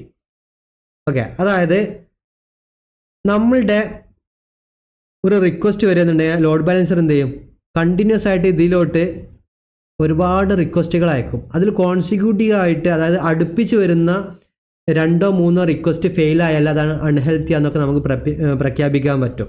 Okay, declare ചെയ്യാൻ പറ്റും. അപ്പോൾ അതിനുള്ള കുറച്ച് സെറ്റപ്പും കാര്യങ്ങളൊക്കെയാണ്. നമുക്ക് എന്ത് ചെയ്യാം, 3 എണ്ണം, ഓക്കെ, അല്ലാണ്ട് ഒരു 5 തവണ എന്ത് ചെയ്യും, പുള്ളിക്കാരൻ റിക്വസ്റ്റ് നമ്മുടെ സെർവറിലോട്ട് അയച്ചുകൊണ്ടിരിക്കും. അതിൽ the number of consecutive health check failure required before considering target unhealthy, അതായത് അടുപ്പിച്ച് കോൺസിക്യൂട്ടീവ് വരുന്ന 2 റിക്വസ്റ്റുകൾ ഫെയിലായി കഴിഞ്ഞാൽ നമ്മളുടെ ആ അപ്ലിക്കേഷന് അൺഹെൽത്തി ആണെന്ന് എന്ത് ചെയ്യാം, പറയാം. അതിൻ്റെ ടൈം ഔട്ട് അല്ലാണ്ട് എത്ര ഗ്യാപ്പ് വിട്ടിട്ട് ഓരോ ഇൻഡിവിജ്വൽ ചെക്കിങ് കാര്യങ്ങളൊക്കെ അങ്ങനെ ഇതൊരു 50 സെക്കൻഡൊക്കെ ആക്കി വെക്കാം കണ്ടോ. അപ്പോൾ സക്സസ് കോഡ് എന്തായിരിക്കും, 200 എന്ന് പറഞ്ഞു കഴിഞ്ഞാൽ സക്സസ് ആയി എന്നുള്ളതിൻ്റെ ആ ഒരു സക്സസ് കോഡാണ്. ഓക്കെ, 200, 300, 400 അല്ലാണ്ട് 40x, 50x ഈ സക്സസ് അല്ലെങ്കിൽ എറർ കോഡുകളൊക്കെ എന്ത് ചെയ്യുക, ജസ്റ്റ് ഒന്ന് മനസ്സിലാക്കി വെക്കുക. അപ്ലിക്കേഷൻ സൈഡിൽ ഡെവലപ്പേഴ്സ് സെറ്റ് ചെയ്യുന്നതാണ് 200 ഒക്കെ. ഓക്കെ, അപ്പോൾ അതും നമ്മൾ എന്ത് ചെയ്തു, സെറ്റ് ചെയ്തു. വേറെ മറ്റ് കാര്യങ്ങളൊന്നുമില്ല. ഇവിടെ ഞാൻ ജസ്റ്റ് നെക്സ്റ്റ് അടിച്ചു. ഓക്കെ, നെക്സ്റ്റ് അടിച്ചു കഴിഞ്ഞാൽ ഇതെന്താ ക്രിയേറ്റ് ചെയ്യാൻ പോകുന്നത്, ടാർഗറ്റ് ഗ്രൂപ്പാണ്. ഓക്കെ, ടാർഗറ്റ് ഗ്രൂപ്പിൻ്റെ പേര് കൊടുത്തു, പോർട്ട് കൊടുത്തു, അതിന് ഹെൽത്ത് ചെക്കിന് വേണ്ട കാര്യങ്ങളൊക്കെ നമ്മൾ എന്ത് ചെയ്തു, സെറ്റ് ചെയ്തു. ഓക്കെ, ഇതെന്ത് ചെയ്യണം, ടാർഗറ്റ് ഗ്രൂപ്പിലോട്ട് ആരൊക്കെ ആഡ് ചെയ്യണം, നമുക്ക് ടാർഗറ്റ് ഗ്രൂപ്പിലോട്ട് ആരൊക്കെ ആഡ് ചെയ്യണം, ഈ 2 മെഷീനിനെ ആഡ് ചെയ്യണം അല്ലേ. ആ 2 മെഷീനാണ് ഇവിടെ വന്നിട്ടുള്ളത് കണ്ടോ, ALB EC2 1B യും 1A. ഞാൻ 2 പേരെ എന്ത് ചെയ്യും, സെലക്ട് ചെയ്തു. ഇൻക്ലൂഡ് ആസ് പെൻഡിങ് ബിലോ ഞാൻ എന്ത് ചെയ്തു, അവരെ ആഡ് ചെയ്തു. ഓക്കെ, ഇനി എന്ത് ചെയ്യുന്നു, ക്രിയേറ്റ് ടാർഗറ്റ് ഗ്രൂപ്പ്. ഇപ്പോൾ നമ്മൾ എന്ത് ചെയ്തു, ഇപ്പോഴും ലോഡ് ബാലൻസർ ആയിട്ടില്ല കേട്ടോ, നമ്മൾ ടാർഗറ്റ് ഗ്രൂപ്പ് ക്രിയേറ്റ് ചെയ്തു. ഓക്കെ, ടാർഗറ്റ് ഗ്രൂപ്പിൽ വന്നു കഴിഞ്ഞാൽ അൺയൂസ്ഡ് ആണ്, അൺയൂസ്ഡ് എന്ന് തന്നെ ആയിരിക്കും ഇപ്പോൾ കാണുക, കാരണം നമ്മൾ ലോഡ് ബാലൻസർ ആഡ് ചെയ്യാത്തതുകൊണ്ടാണ്. അപ്പോൾ ടാർഗറ്റ് ഗ്രൂപ്പ് ഓക്കെ, ടാർഗറ്റ് ഗ്രൂപ്പിൽ വന്നു കഴിഞ്ഞാൽ കണ്ടോ മൈ TGALB അവിടെ ഉണ്ട്. ഇനി ലോഡ് ബാലൻസേഴ്സിൽ വന്നിട്ട് നമുക്ക് എന്ത് ചെയ്യണം, ലോഡ് ബാലൻസർ ക്രിയേറ്റ് ചെയ്യണം. ഞാൻ എന്ത് ചെയ്യുന്നു, ക്രിയേറ്റ് ലോഡ് ബാലൻസർ കൊടുത്ത്. ഓക്കെ, ലോഡ് ബാലൻസറിൽ 3 ടൈപ്പ് ലോഡ് ബാലൻസർ ഉണ്ട്. അപ്ലിക്കേഷൻ ലോഡ് ബാലൻസർ ഉണ്ട്, നെറ്റ്വർക്ക് ലോഡ് ബാലൻസർ ഉണ്ട്, ഗേറ്റ് വേ ലോഡ് ബാലൻസർ ഉണ്ട്. ഓക്കെ, വേറെയും ഒരു ടൈപ്പും കൂടി ഉണ്ടായിരുന്നു, ക്ലാസിക് ലോഡ് ബാലൻസർ. കണ്ടോ ക്ലാസിക് ലോഡ് ബാലൻസർ, അത് ഒരുപാട് മുന്നേ ഉള്ളതാണ്. അതായത് അപ്ലിക്കേഷൻ ലോഡ് ബാലൻസറിൻ്റെയും നെറ്റ്വർക്ക് ലോഡ് ബാലൻസറിൻ്റെ ഒന്നും അത്രക്ക് ഒരുപാട് പുതിയ ഫീച്ചേഴ്സോ പെർഫോമൻസോ ഒന്നും ഇല്ലാത്തൊരു ലോഡ് ബാലൻസറാണ്. അത് ഒരു ഔട്ട്ഡേറ്റഡ് ആയിട്ടുള്ള കാര്യമാണ്, എന്താ പറയുക, ജസ്റ്റ് ഡിപ്രിക്കേറ്റഡ് ആയി പോകാനുള്ള ഒരു ലോഡ് ബാലൻസറാണ്. അപ്പോൾ അതുകൊണ്ട് നമ്മളാരും അത് കൂടുതലായിട്ട് യൂസ് ചെയ്യാറില്ല. ഏറ്റവും കൂടുതൽ യൂസ് ചെയ്യുന്നത് അപ്ലിക്കേഷൻ ലോഡ് ബാലൻസറും അതുപോലെ നെറ്റ്വർക്ക് ലോഡ് ബാലൻസറും ഒക്കെയാണ്. ഇവിടെയും നമ്മുടെ റിക്വയർമെൻറ്റിനനുസരിച്ച് എന്ത് ചെയ്യാൻ പറ്റും, നമുക്ക് ഏത് ലോഡ് ബാലൻസറാണോ വേണ്ടതെന്നുള്ളത് അതിനനുസരിച്ച് സെലക്ട് ചെയ്യാൻ പറ്റും. ഓക്കെ, അപ്പോൾ അതെങ്ങനെ സെലക്ട് ചെയ്യുന്നത് വെച്ച് കഴിഞ്ഞാൽ ഇവിടെ കണ്ടോ HTTP കണ്ടോ, HTTP HTTPS. നെറ്റ്വർക്ക് ലോഡ് ബാലൻസറിൽ വന്നു കഴിഞ്ഞാൽ TCP UDP TLS. ഇവിടെ ഗേറ്റ് വേയിൽ ഈ ഒരു പ്രോട്ടോക്കോൾ, അതായത് നെറ്റ്വർക്ക് പ്രോട്ടോക്കോൾ OSI മോഡൽ. നമ്മൾ ലിനക്സ് ഒക്കെ പഠിക്കുമ്പോൾ നമ്മൾ മെയിനായിട്ട് മനസ്സിലാക്കേണ്ട, അല്ലാണ്ട് നമ്മൾ നെറ്റ്വർക്കിൻ്റെ സൈഡിൽ നമ്മൾ പറയുന്നുണ്ട് OSI മോഡൽ. ഓക്കെ, OSI മോഡലിൽ എന്തുണ്ട്, 7 ലെയേഴ്സ് ഉണ്ട് അല്ലേ, 7 ലെയേഴ്സ് ഉണ്ട്. അതായത് അപ്ലിക്കേഷൻ ലെയർ ഉണ്ട്, അതുപോലെ സെഷൻ ലെയർ ഉണ്ട്, നെറ്റ്വർക്ക് ലെയർ ഉണ്ട്, ട്രാൻസ്പോർട്ട് ലെയർ ഉണ്ട്, ഫിസിക്കൽ ലെയർ ഉണ്ട്, ഡാറ്റ ലിങ്ക് ലെയർ ഉണ്ട്. ഇങ്ങനെ ഒരുപാട് ലെയറുകൾ ഇവിടെ ഉണ്ട്, OSI മോഡലുണ്ട്. ഓക്കെ, അപ്പോൾ ഇവിടെ എന്താണ്, ഇപ്പോൾ അപ്ലിക്കേഷൻ ലെയറിലാണെന്നുണ്ടെങ്കിൽ അവിടെ HTTPയും HTTPS പ്രോട്ടോക്കോൾസ് ഒക്കെ നമ്മൾ എന്ത് ചെയ്യാറ്, യൂസ് ചെയ്യാറ്. ഇനി ട്രാൻസ്പോർട്ട് ലെയർ ആണെന്നുണ്ടെങ്കിൽ TCP UDP, അതായത് യൂസർ ഡാറ്റാഗ്രാം പ്രോട്ടോക്കോൾ, അല്ലെങ്കിൽ ട്രാൻസ്മിഷൻ കൺട്രോൾ പ്രോട്ടോക്കോൾ. ഇതൊക്കെയാണ് നമ്മൾ എന്ത് ചെയ്യുക, നമ്മളുടെ അപ്ലിക്കേഷൻ ലെയർ അല്ല, സോറി, നമ്മുടെ ട്രാൻസ്പോർട്ട് ലെയറിൽ നമ്മൾ യൂസ് ചെയ്യാറ്. അതായത് transport layer,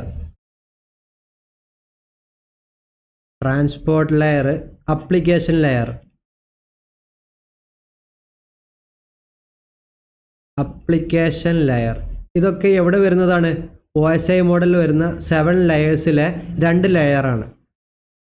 okay, application layer എന്ന് പറയുന്നത് എന്താണ്, 7th ലെയറാണ്. ഓക്കെ, ട്രാൻസ്പോർട്ട് ലെയർ എന്ന് പറയുന്നത് എന്താണ്, 4th ലെയറാണ്. ഓക്കെ, ഫസ്റ്റ് ലെയർ ഏതാണ്, ഫിസിക്കൽ ലെയറാണ്. ഓക്കെ, സെക്കൻഡ് ഡാറ്റ ലിങ്ക് ലെയറാണ്. ഓക്കെ, അതുപോലെ നെറ്റ്വർക്ക് ലെയർ, സെഷൻ ലെയർ, അങ്ങനെ ഓരോ ലെയറുകളുണ്ട്. ഓക്കെ, നമ്മൾ 7th ലെയറിൽ, അതായത് അപ്ലിക്കേഷൻ ലെയറിൽ നമ്മൾ എന്താ യൂസ് ചെയ്യാറ്, HTTP അതുപോലെ HTTPS പ്രോട്ടോക്കോൾസ് ഒക്കെ ഡെവലപ്പേഴ്സ് ഒരു വെബ് ഡെവലപ്മെൻറ്റ് ടൈമിൽ, അല്ലെങ്കിൽ ഒരു ആപ്ലിക്കേഷൻ ഡെവലപ്പ് ചെയ്യുന്ന ടൈമിൽ യൂസ് ചെയ്യാറ്. 4th ലെയർ ട്രാൻസ്പോർട്ട് ലെയർ നമ്മൾ എന്താ യൂസ് ചെയ്യാറ്, അവിടെ നമ്മൾ TCP പ്രോട്ടോക്കോൾ ആയിരിക്കും, UDP പ്രോട്ടോക്കോളൊക്കെ ആയിരിക്കും. UDP എന്ന് പറഞ്ഞു കഴിഞ്ഞാൽ യൂസർ ഡാറ്റാഗ്രാം പ്രോട്ടോക്കോൾ, TCP എന്ന് പറഞ്ഞു കഴിഞ്ഞാൽ ട്രാൻസ്മിഷൻ കൺട്രോൾ പ്രോട്ടോക്കോൾ. ഓക്കെ, അപ്പോൾ TCPയും UDPയും തമ്മിലൊക്കെ ഡിഫറൻസുകൾ അവിടെയുണ്ട് ഒരുപാട്. UDP എന്നൊക്കെ പറയുന്നത്, ഓക്കെ, ഇപ്പോൾ TCP നമ്മൾ എവിടെ യൂസ് ചെയ്യാറ്, ഡെവലപ്പേഴ്സ്, അല്ലാണ്ട് UDP എവിടെയാണ് യൂസ് ചെയ്യാറ്, അതും നമ്മുടെ അപ്ലിക്കേഷനും കാര്യങ്ങളും അല്ലാണ്ട് ഇതിനൊക്കെ അപേക്ഷിച്ചാണ്. ഡാറ്റ ഇൻറ്റഗ്രിറ്റി അല്ലാണ്ട് റിലയബിൾ എന്നൊക്കെ അപേക്ഷിച്ചാണ്. നമുക്ക് നല്ല രീതിയിൽ ഡാറ്റ എന്തായിരിക്കണം, റിലയബിൾ ആയിരിക്കണം. ഓക്കെ, അല്ലാന്നുണ്ടെങ്കിൽ ഡാറ്റ ഇൻറ്റഗ്രിറ്റി എന്താണ്, കുറച്ച് ക്രിട്ടിക്കലാണ്. ഡാറ്റ ഇൻറ്റഗ്രിറ്റി ക്രിട്ടിക്കലായിട്ടുള്ളൊരു കണ്ടീഷനാണ്. For example database connection, okay, അല്ലാണ്ട് ഡാറ്റാബേസ് ക്വറിയൊക്കെ വരുന്നത്, ഇതൊക്കെ എന്താണ് കുറച്ച് അവിടെയൊക്കെ നമ്മൾ TCP ഒക്കെ ആയിരിക്കും യൂസ് ചെയ്യുക. UDP എന്ന് പറഞ്ഞു കഴിഞ്ഞാൽ TCPനേക്കാളും എന്താണ്, ഡാറ്റ അങ്ങോട്ടും ഇങ്ങോട്ടും ട്രാൻസ്മിറ്റ് ചെയ്യുന്നതൊക്കെ എന്തായിരിക്കും, കുറച്ച് ഫാസ്റ്റ് ആയിരിക്കും. ഓക്കെ, അതുപോലെ തന്നെ ഇതൊക്കെ നമ്മൾ യൂസ് ചെയ്യുന്നത് നമ്മുടെ ഗെയിമിംഗ് ആപ്ലിക്കേഷനൊക്കെ ഉണ്ടല്ലോ, ഗെയിമിംഗ് ആപ്ലിക്കേഷൻ അല്ലാണ്ട് വീഡിയോ സ്ട്രീമിംഗ് ഒക്കെ വീഡിയോ സ്ട്രീമിംഗ് ഇങ്ങനെയുള്ളവിടത്തൊക്കെയാണ് ഡെവലപ്പേഴ്സ് UDP ഒക്കെ യൂസ് ചെയ്യുക. അതായത് യൂസർ ഡാറ്റാഗ്രാം പ്രോട്ടോകോൾ ഇതൊക്കെ യൂസ് ചെയ്യാറ്. അപ്പോൾ ഇതിനൊക്കെ അടിസ്ഥാനമാക്കിയിട്ട് നമുക്ക് എന്ത് ചെയ്യാൻ പറ്റും? നമ്മുടെ ലോഡ് ബാലൻസർ ചൂസ് ചെയ്യുന്നതൊക്കെ എളുപ്പമാണ്. നമ്മൾക്കിപ്പോൾ എന്താണ്, നമുക്ക് നമ്മളുടെ കാര്യത്തിലോട്ട് വരാം. നമ്മുടെ അപ്ലിക്കേഷൻ ലെയറിലാണ് നമുക്ക് എന്ത് ചെയ്യേണ്ടത് കാര്യങ്ങൾ ചെയ്യണം. അതായത് നമ്മൾ HTTP HTTPS ഒക്കെയാണ് അല്ലേ. അപ്പോൾ നമ്മൾക്ക് വേണ്ടത് എന്താണ്? അപ്ലിക്കേഷൻ ലോഡ് ബാലൻസറാണ്. ആയതുകൊണ്ട് തന്നെ നമുക്ക് എന്ത് ചെയ്യാം, ഇവിടെ ക്രിയേറ്റ് അപ്ലിക്കേഷൻ ലോഡ് ബാലൻസർ കൊടുക്കുക. ഓക്കെ, ഇൻ്റർനെറ്റ് ഫേസിങ് ഇൻറ്റേർണൽ, ഇവിടെ ലോഡ് ബാലൻസറിന് ഒരു പേര് കൊടുക്കാം. മൈ ടെസ്റ്റ് ALB എന്ന് കൊടുക്കാം. ALB എന്ന് പറഞ്ഞു കഴിഞ്ഞാൽ അപ്ലിക്കേഷൻ ലോഡ് ബാലൻസർ.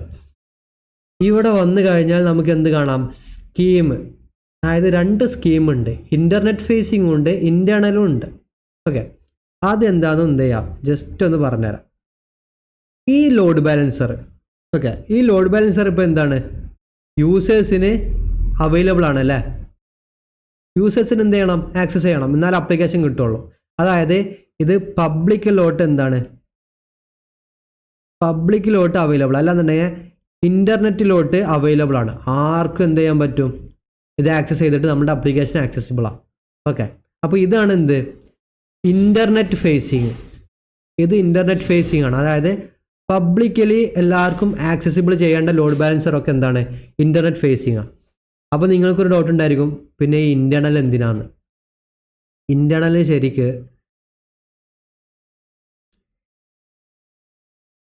ഇവിടെ ഇത് 2 EC2 മെഷീനാണെന്ന് വിചാരിക്കുക.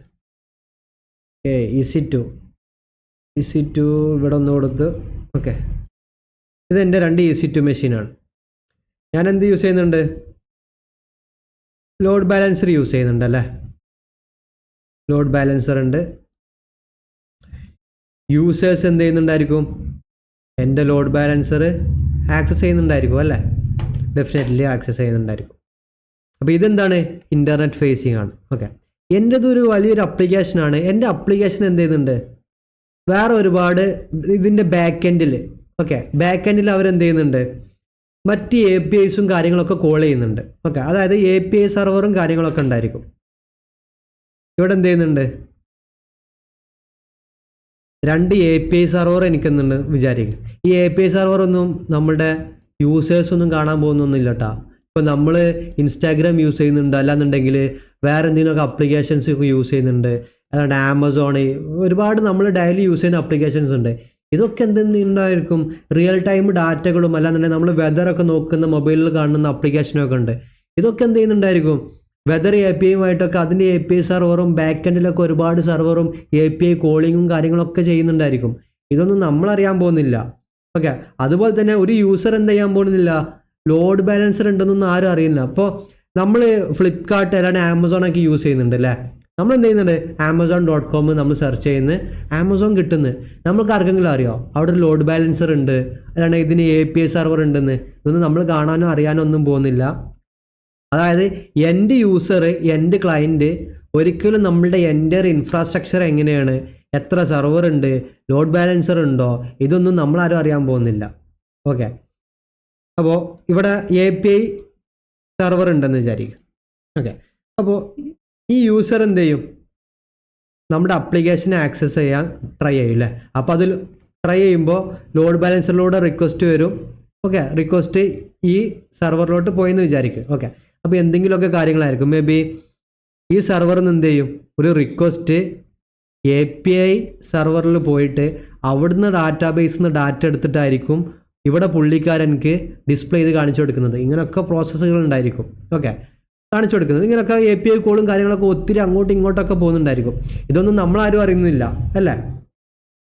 അപ്പോൾ മേ ബി എനിക്കും എന്ത് ചെയ്യാൻ പറ്റും? ഇപ്പോൾ ഒരുപാട് റിക്വസ്റ്റ് ഈ API സെർവറിലോട്ടാണ് പോകണമെന്ന് വിചാരിക്കുക. അപ്പോൾ ഇവിടെ എന്ത് സംഭവിക്കാം?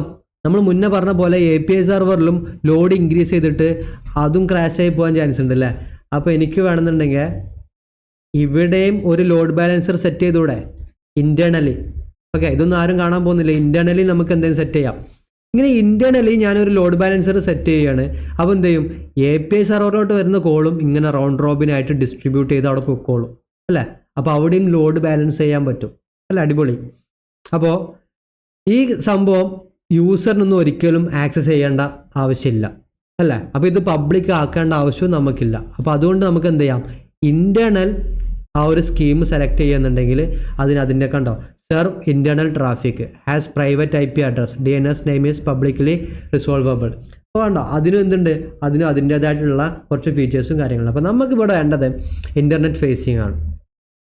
ഓക്കെ, അപ്പോൾ ഇൻ്റർനെറ്റ് ഫേസിങ്ങിൽ load balancer IP address type IPv4 തന്നെയാണ്. നെറ്റ്വർക്ക് മാപ്പിംഗ്, ഓക്കെ, ഇവിടെ നമ്മൾ VPC സെലക്ട് ചെയ്യണം. നമ്മുടെ VPC ഏതാ, MyALB VPC, ഞാൻ അത് സെലക്ട് ചെയ്തു. കണ്ടോ, VPC മാറിപ്പോവരുതേ. അതായത് ഈ VPC തന്നെ വേണം നമ്മുടെ ലോഡ് ബാലൻസർ. അതല്ലാതെ നമ്മൾ വേറെ ഏതെങ്കിലും VPC സെലക്ട് ചെയ്ത് കഴിഞ്ഞാൽ ഈ VPCയിൽ EC2 മെഷീനും വേറെ ഏതെങ്കിലും VPCയിൽ ലോഡ് ബാലൻസറും നമ്മൾ ക്രിയേറ്റ് ചെയ്തിട്ട് ഒരു കാര്യമില്ല. നമ്മൾ ക്രിയേറ്റ് ചെയ്യുന്ന എല്ലാ റിസോഴ്സും നമ്മളുടെ പ്രൈവറ്റ് ക്ലൗഡിൽ തന്നെ വേണം, VPCൻ്റെ അകത്ത് തന്നെ വേണം. VPC സെലക്ട് ചെയ്ത് കൊടുത്തു. അത് കഴിഞ്ഞിട്ട് അവൈലബിലിറ്റി സോൺ ചോദിക്കുന്നുണ്ട്. ഓക്കെ, അതായത് നമ്മളുടെ EC2 മെഷീൻസൊക്കെ ഏതൊക്കെ അവൈലബിലിറ്റി സോണിലാണോ ആ അവൈലബിലിറ്റി സോണുകളൊക്കെ ഇവിടെ സെലക്ട് ചെയ്തേക്കണം. ഓക്കെ, നെക്സ്റ്റ് സെക്യൂരിറ്റി ഗ്രൂപ്പ്, അതായത് നമ്മളുടെ ലോഡ് ബാലൻസറിന് എന്തുണ്ട്, ഒരു സെക്യൂരിറ്റി ഗ്രൂപ്പ് വേണം. അപ്പോൾ ഇവിടെ ഡിഫോൾട്ട് ഒരെണ്ണമുണ്ട്, നമുക്ക് എന്ത് ചെയ്യാം, ഒരെണ്ണം കൂടി ക്രിയേറ്റ് ചെയ്യാം. ഓക്കെ, ഡിഫോൾട്ട് ഞാനൊരു സെക്യൂരിറ്റി ഗ്രൂപ്പ് ക്രിയേറ്റ് ചെയ്യുന്നുണ്ട്. Security group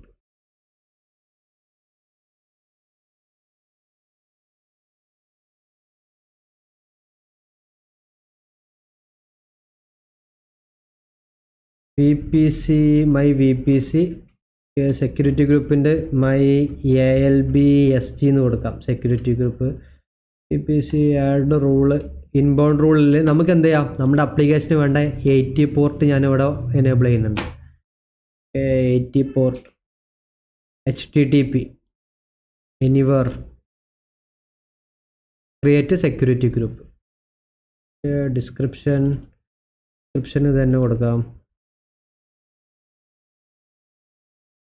create security group.